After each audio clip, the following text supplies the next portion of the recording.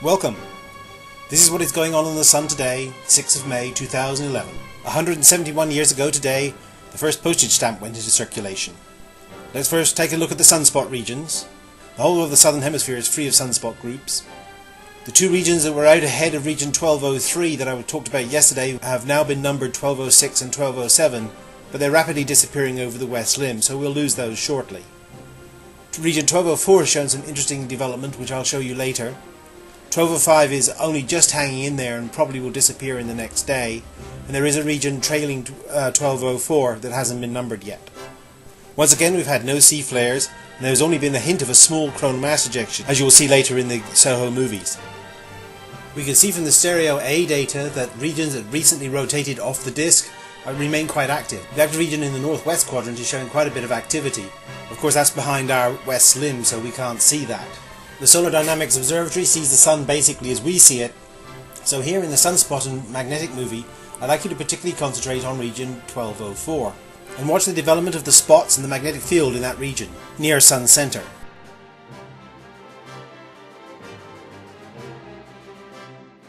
Here we have a blow-up of that. Particularly look at the spots in the middle and how they move towards the leading spot. That's usually a sign of building up of stress in a region which results in a flare, which is why I'm surprised we've had no activity from the region.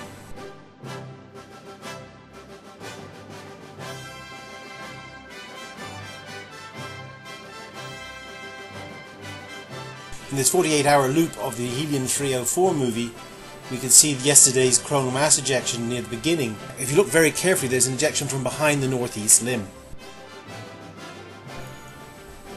You can also see a hint of it in the coronal movie.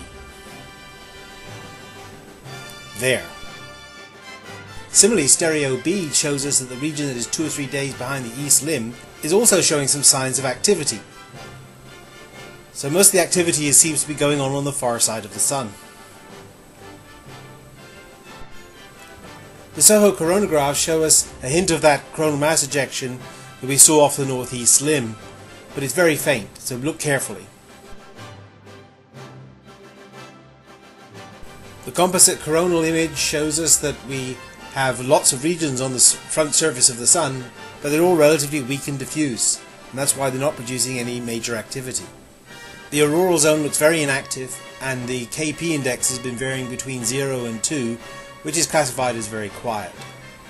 The sunspot number has risen to 95 despite the fact that solar activity has dropped. Need I say more about the relative uselessness of sunspot number? The X-ray background is at about B2 level, the radio sun remains at about 107 solar flux units, solar wind speed has dropped yet further to 360 km per second, and the KP index is rated as quiet. So once again my forecast remains as the previous 2 days. A chance of a C flare, very low probability of an M or an X flare unless we get a major new region grow up suddenly. There's still a chance of a CME, but the probability of getting a major geomagnetic storm is quite low. So if you want more details, check out some of the websites listed here and in the description box below. For earlier editions of The Sun Today, they're listed in the description box, as are some of my videos on global warming which you might find fun to look at. So that's it for today. Keep safe. Bye for now.